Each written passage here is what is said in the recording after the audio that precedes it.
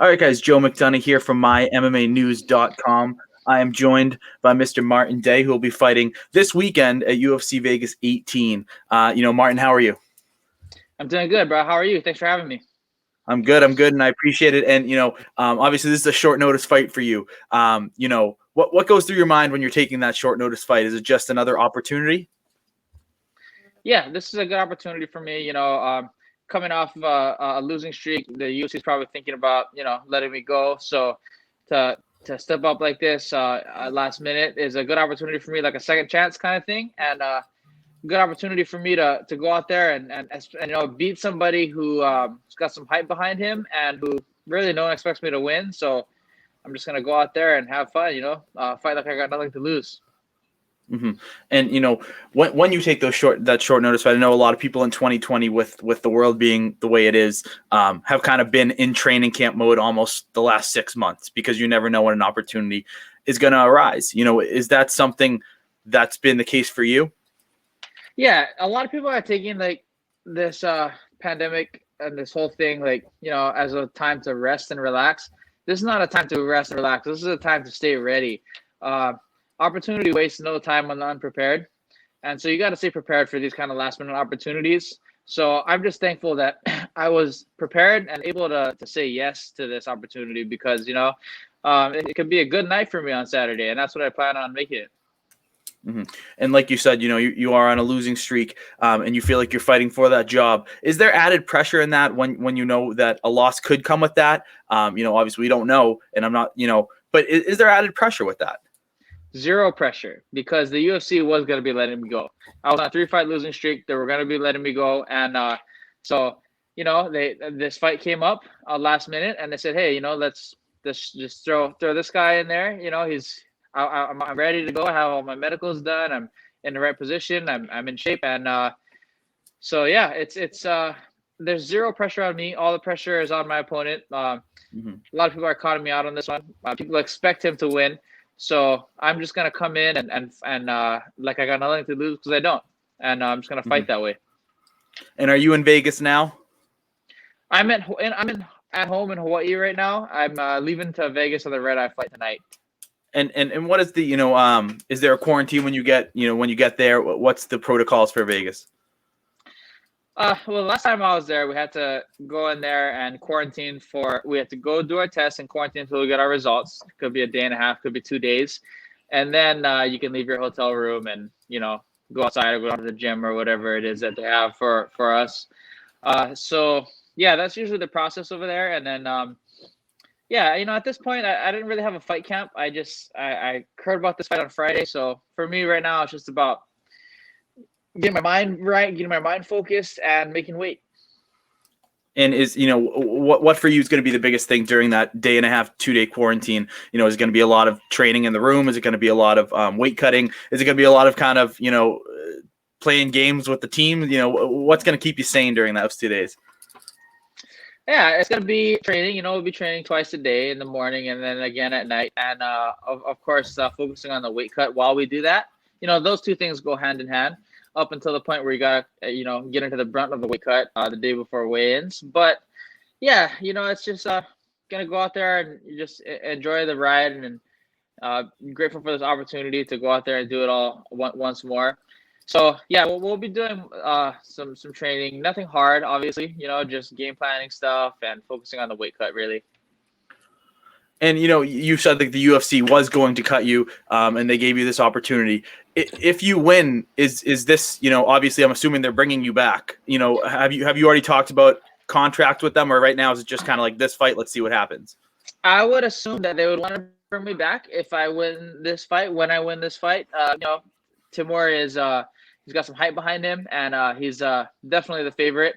So I plan on going in there and making a statement. I'm not planning on going there and surviving against him or anything like that. I'm going in there to make a statement. I'm going in there to do something drastic and do something devastating, some devastating maneuvers. That's what I'm planning on doing. Mm-hmm. And it's clear that you're relishing in this, the underdog role. Like you said, most people have him winning, him the big favorite. It's not bothering you. Like you said, the pressure's on him, not you. Not many people with that underdog role. Not many people can relish in that like you're doing right now. Yeah, because there's nothing to lose for me in this. It's all if there's any pressure on somebody, it's on him. I'm just gonna go in there and I'm gonna fight the way that I'm thinking. That is just go in there and have fun. Go in there and do what I like. Do what I love to do. No pressure at all. Mm-hmm. And like you said, you heard about this fight on Friday. It's a short notice. It's in 6 days. Obviously, he's got a lot of hype. He was on a 6-fight winning streak before the Trayvon Jones fight. What's your game plan going in here? Well, I'm not gonna go too far into detail about the game plan, but I will say that my fights are usually the same. I'm going out there and I'm not looking for a takedown. I'm definitely not looking to grind you out or put you on the fence.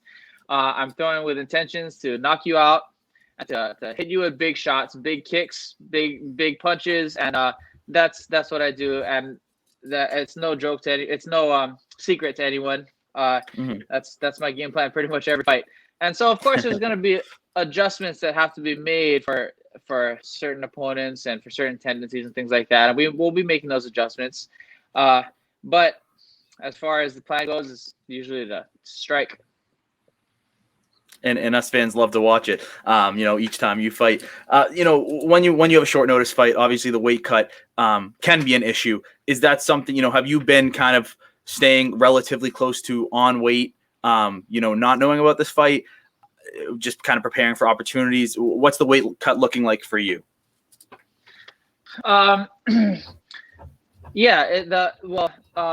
Fortunately for me, since the fight was so last minute, my opponent's camp let us take the fight at 145 pounds. So really, we're 2 bantamweights coming up to featherweight to fight, and the weight cut is just it's not a factor. It is what it is. It's something that we choose. We get to choose what weight class we fight in. So that being said, if you choose a weight class to fight and you sign on a dotted line, it's your job to make the weight, and it's your job to not complain about making weight or use it as an excuse or anything like that, because you signed a dotted line. You said you was going to make that weight. You said you was going to be able to perform. And that's what I plan on going in there to do. So I don't really usually talk about weight cutting too much. If I stay on the dotted line, I'm going to make 100 pounds. I'm going to cut off both my legs and make 100 pounds. It's just, you got to do what you said you were going to do. So, it's not a factor. Mm-hmm. And, obviously we just had a great stint on Fight Island, the Poirier performance, Max Holloway, your fellow Hawaiian. When I talked to Kevin Kroom before his fight, in his fight camp, he said he's going to watch every morning. He's going to watch the Max Holloway, I'm the greatest boxer in the UFC moment. I mean, as a fellow Hawaiian, and just to watch that, how good did that feel? Oh man, pumps me up. I'm thinking about that right now in my head. I'm the best boxer in the UFC as he looks away. Spectacular performance by Max, and he just continues to go out there and show why he's going to go down as one of the greatest of all time, and why maybe he's already going down in many people's books as the greatest of all time, or one of them. Mm-hmm. He's an inspiration to all of the Hawaii fighters, and much more people than that, to be honest. And it's and it shows. He just goes out there and does his thing and dominates. And I mean, look at the records that he broke at that fight, just with the significant strikes and the punches thrown and all that stuff that you can look at. So it's crazy, And the crazy thing too is he's still got so much time left. He's imagining what's going to happen in the future. Yeah, 29 years old, I believe. I mean, it's insane, and not many people. No one has made Calvin Kattar look like what Max Holloway did to him. So it just insane performance, spectacular. Definitely one of the greats. Last thing for me, Martin, is just, do you have a prediction for us on fight night? My prediction is spectacular strikes. That's it. Are we going to see any I'm the best boxer in the UFC as you look away? If I really get in the zone, maybe. Awesome, man. Well, Martin, thank you very much for the time. We appreciate it. Good luck in the weight cut. Good luck in the fight. And I'm looking forward to watching. All right, my brother. Thank you.